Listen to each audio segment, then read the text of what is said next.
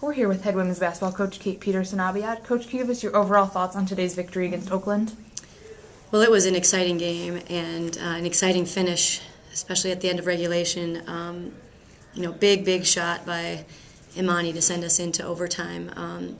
But I should back up to the beginning of the game. We played I felt very frustrated with the first half. I thought it was very uninspiring. I didn't feel like we had any real, drive and energy. I didn't feel like we were really seeing things very well on the floor, making good decisions. I didn't think we made good decisions with the ball. And so we were frustrated with our scoring. It was very stagnant. And yet we went into the locker room only down 3, which could have been much worse than that. And when we did, as frustrated as everybody felt with the way we had performed in the first half, I thought that there was a real clarity that this game is certainly winnable, and we're gonna play better in the second half. We'll get it together, and the girls, I thought, executed better in the second half. That's a good team, and they hit some big shots on us, and yet I thought we played much more aggressive in the second half, getting to the basket, getting to the free throw line. I thought, Corey was exceptional in the second half. I thought Imani really came to life in the second half as well. Again, we're led by our 3 seniors. They all had outstanding performances, and we need that. We needed that tonight. But then off the bench, we had some really big play with Allison Mitchell. She took a big charge. She got a nice layup in our offense. She had 2 assists, and Alyssa played well for us when she played, and Sade played well for us when she was out there.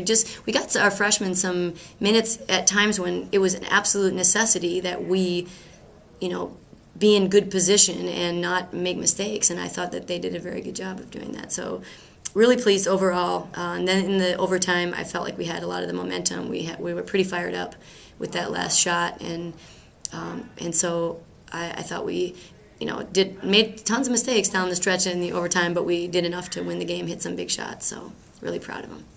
You mentioned Corey and Imani. They both finished with double-doubles, both with 20 points and 10 rebounds. Can you just expand on their play a bit? Yeah, gosh, Corey, she had 6 offensive rebounds, and she just goes to work inside. Every time the shot goes, she is crashing. I mean, she's got to be, I'm not sure there's a tougher kid to box out in this league than her. She just really gets after it on the offensive boards, and helped us score off of that. Second chance points, we had 16. She probably had the majority of those, I would guess. And she and Imani really, stepped up. As I said, in the second half, and Kirsten knocked down some big shots for us in the second half. And Kirsten had been sort of on a shooting, slump, I guess you would call it, and so she came back out of it tonight. Really proud of her. But that's 2 really big games, 20 and 10 for each of them, and it really looked in the beginning of the game like that's where Alexis Eccles was headed, with her quick 10 in the first half, and just unfortunately she wasn't able to stay on the floor long enough to score any more or grab any more rebounds. So once again, this was another game that you were close throughout the entire game, and you were able to grit out another win. What does that say about your team, how they're able to stay with the game throughout the entire 40 minutes and even more?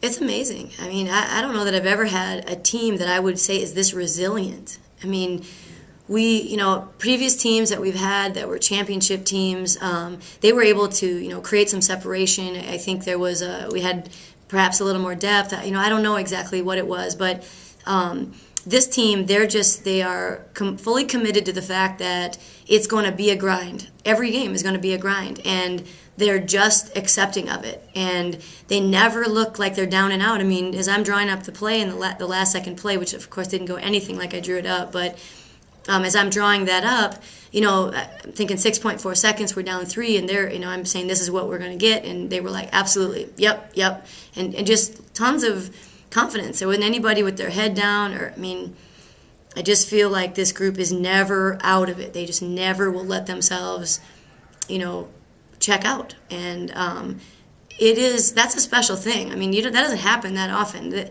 This team just constantly fights, and and that's what they'll be remembered for. That's what this team will be remembered for, is just their tenacity down the stretch and never out of any game. Moving forward, you host Wright State on Wednesday. What can you take out of this game going into that game?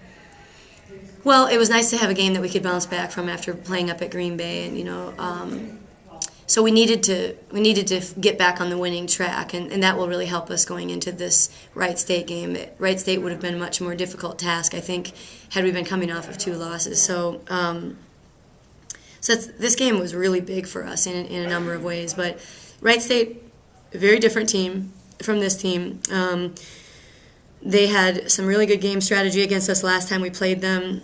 They've got a big kid that we've got to figure out the answer for, and then their starting lineup is really very good as well. A lot of scoring guards, can really shoot it very well.